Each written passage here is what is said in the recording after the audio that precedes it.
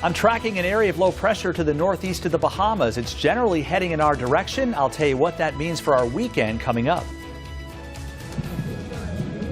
Will the chance of rain this weekend impact the number of people coming to the beach? What I found out coming up in a live report.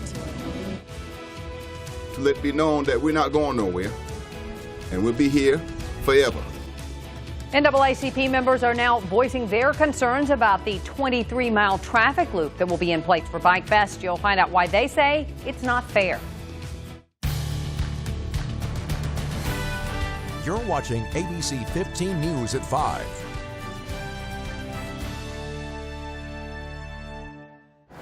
Happening right now, Horry County fire rescue crews are searching for a missing swimmer in the Little Petey River. Fire crews tell us that swimmer was off of Church Landing Road off of Highway 917 near Nichols, was last seen around 3 this afternoon. Horry County has divers on scene, and Marion County has also sent a boat and divers. We have a crew at the scene as well. We'll bring you updates as more information comes into our newsroom. Chief Meteorologist Ed Piotrowski continues tonight to track a low-pressure system that could be heading our way. He's in the First Warning Weather Center with where it is tonight. Ed? All right, Allison, let's take a look at the tropical satellite. And our area of low pressure is just to the northeast of the Bahamas. We did not expect any development today, and that has not happened simply because of high wind shear. But that wind shear is going to begin relaxing as we head through tomorrow as the system moves towards warmer weather, or actually warmer water. And for that reason, the National Hurricane Center gives it a 70% chance of becoming some sort of a tropical depression or weak tropical storm as we head through the next 2 to 3 days. And the bottom line is it's generally heading in our direction. And whether this develops or not, as we've said all week long, the impacts are basically the same, and it's mainly higher chances of rain. More on that in a moment. Here's the forecast track for you. It'll be near the South Carolina coast on Sunday.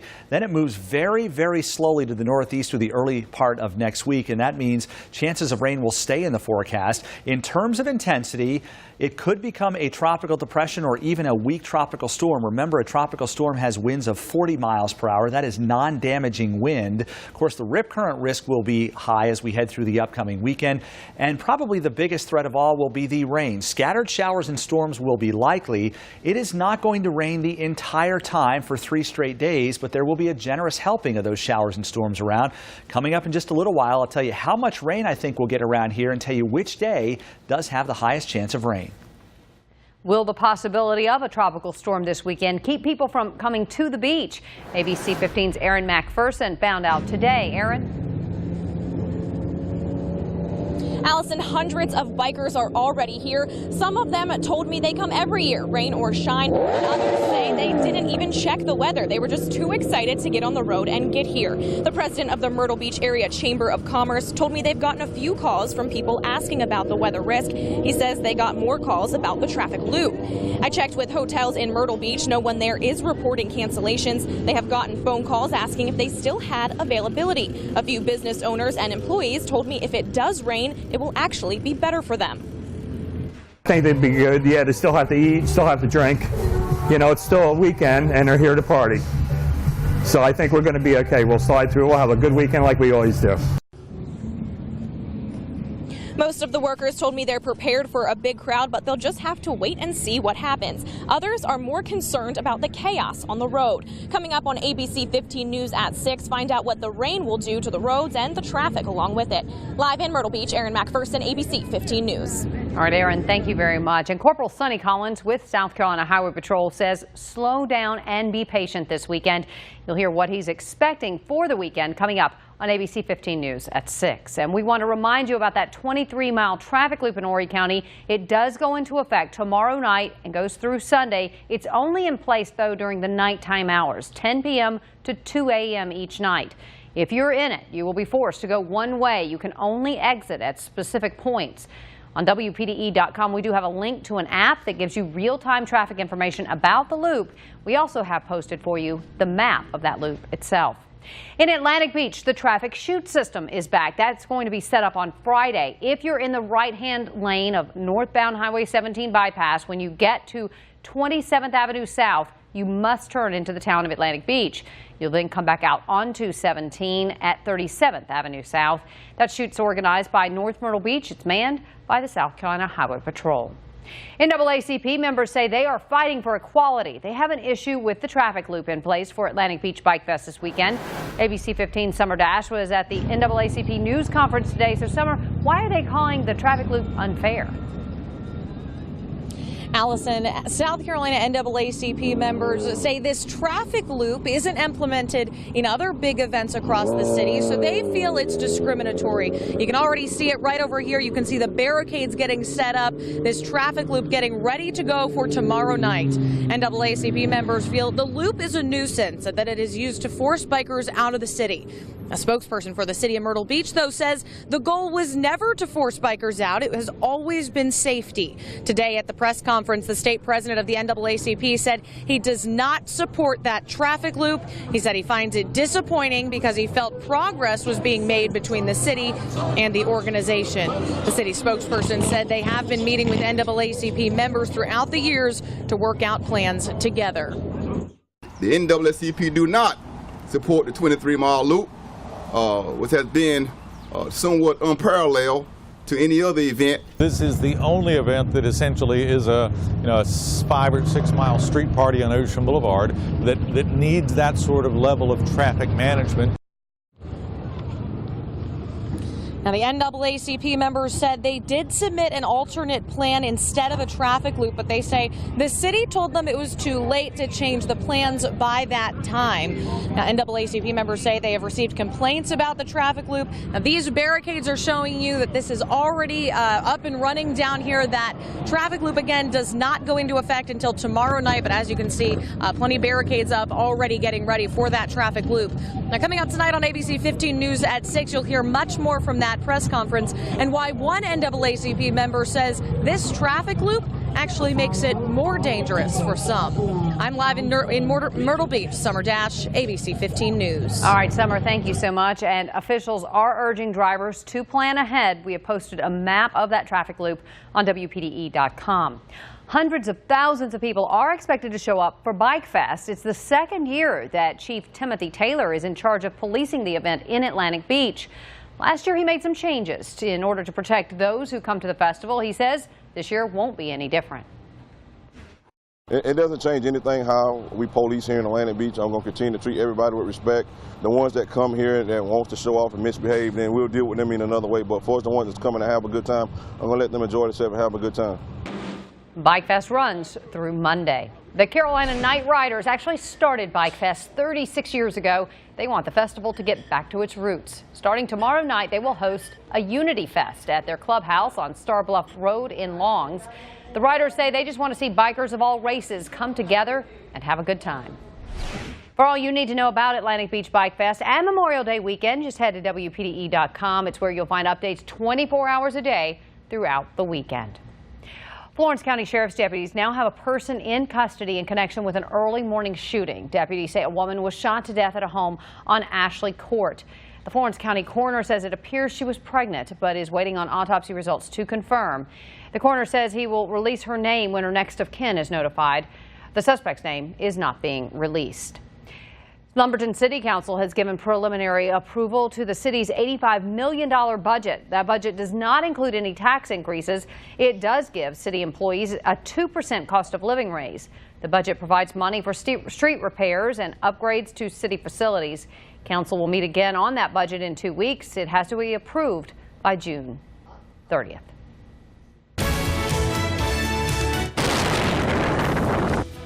Parts of the Midwest are cleaning up after more tornadoes overnight. We'll tell you when more bad weather could hit the area. Donald Trump's officially clinched the Republican nomination. We'll tell you how he is now preparing for the summer convention coming up.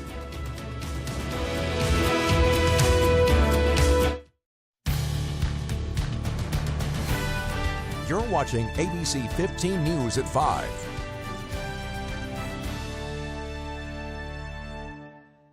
Here's a recap of our top stories tonight. Horry County Fire Rescue crews are still searching for a missing swimmer in the Little Petey River right now. Fire crews say that swimmer was off of Church Landing Road off Highway 917 near Nichols. He was last seen around 3 o'clock this afternoon. Horry and Marion County both have divers on scene. We'll have updates for you right here on ABC 15 News as well as WPDE.com. NAACP members say there is a problem with the traffic loop that will be in place for Atlantic Beach Bike Fest this weekend. They say it's unfair because it's not used for other big events in the city. NAACP members feel it is used to force the bikers out of the city, but a spokesperson for the city of Myrtle Beach says they're not trying to force anyone out. They just want to make sure everyone is safe. Chief Meteorologist Ed Piotrowski's been following a low-pressure system in the Atlantic for the past several days, and he's in the first warning weather center with where it is now and where it's heading, Ed. All right, that area of low pressure still northeast of the Bahamas right now. It has not gotten any better organized today, and we expected that simply because there's a lot of wind shear over the system. I think that wind shear will relax some as it eventually moves over some warmer water, so it's certainly possible. As you see, the National Hurricane Center gives it a 70% chance of it growing into a tropical system as we head through the next 2 or 3 days.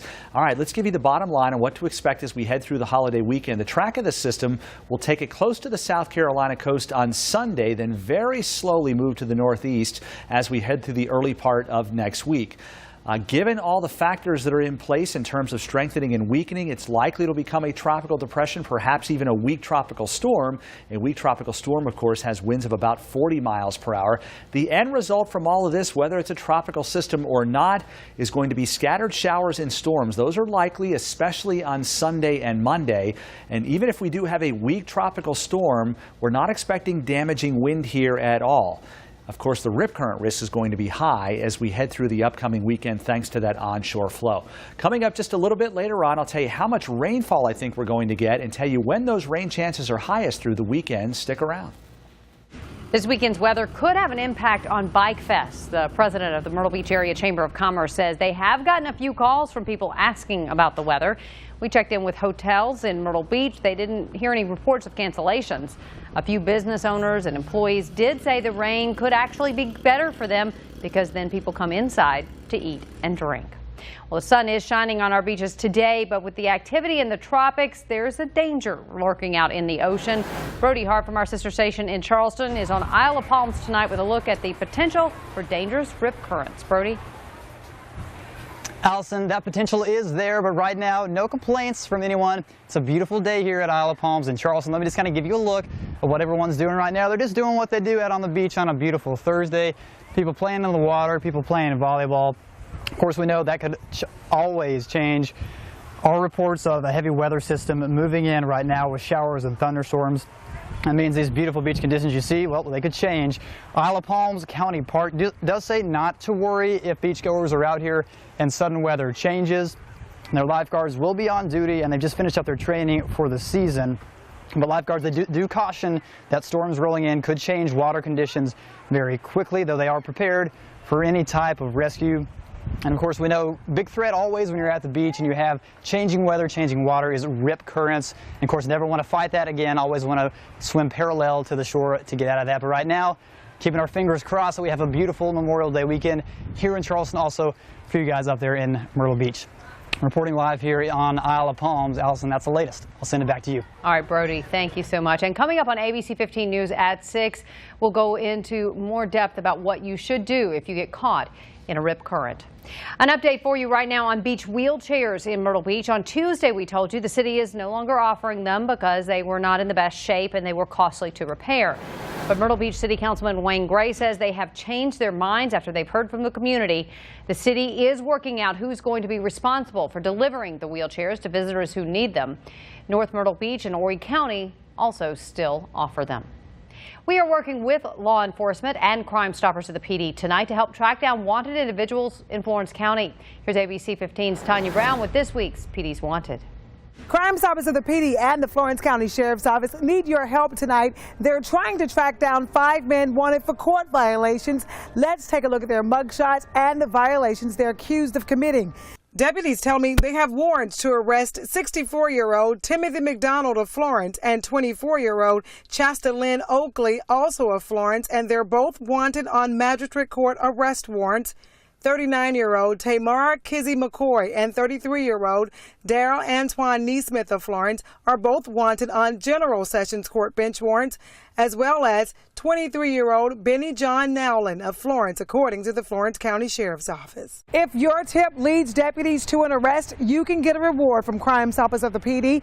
Just give them a call at 1-888-CRIME-SC. You can also log on to WPDE.com for more information on this week's PD's Wanted. And remember, all tipsters remain anonymous.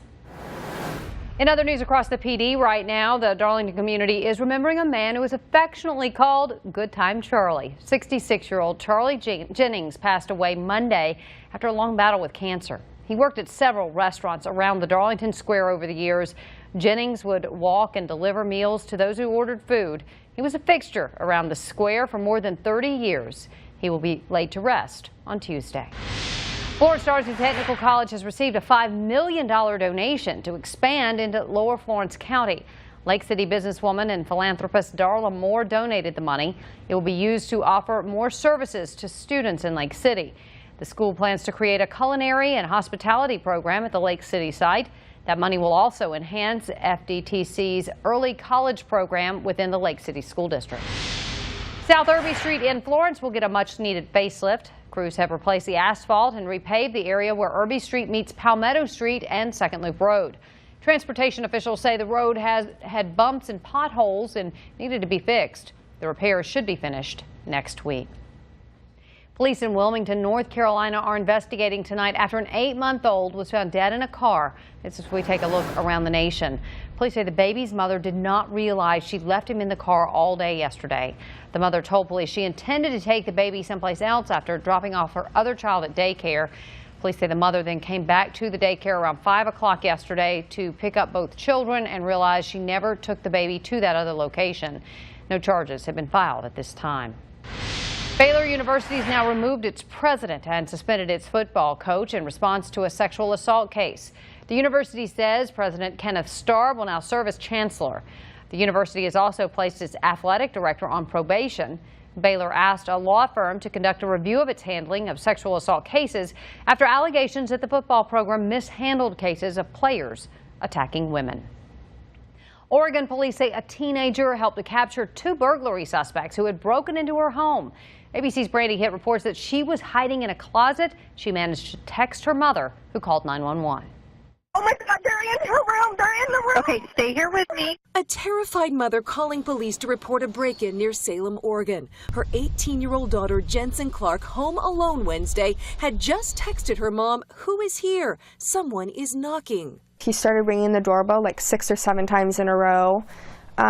Just getting pretty aggressive about it. Don't answer, texts her mother as she calls 911. 911. I'm just going to call for my teenage daughter that someone is trying to get into our house. Mom texts back, "Where are you?" "In Dad's closet. Stay in there." And that's when I heard footsteps inside. I heard the door open to the room that I was in, and that's when I started getting really, really scared. "They're in Dad's room," Jensen texts. "I love you so much, Mommy." "Hold on," replies her mother. Then this horrifying response, "They found me." They found her. They have her. They have her. Jensen came face to face with the woman intruder sheriff's deputies have identified as Tiffany Wick, and she says Wick wasn't alone. And she goes, "There's someone in here." And at that point, they were both looking at me. We're all within a 2-foot radius. I stood up. I said, "You guys need to leave immediately. If you leave right now, I will not do anything." Jensen's mother unaware of her daughter's brave stance, waiting for her next text. Investigators say Wick and Justin Jackson fled the house and were arrested a short time later. Both are now charged with first-degree burglary, and deputies say Jensen Clark did everything right to protect herself and help catch the suspects. Brandy Hitt, ABC News, Los Angeles. You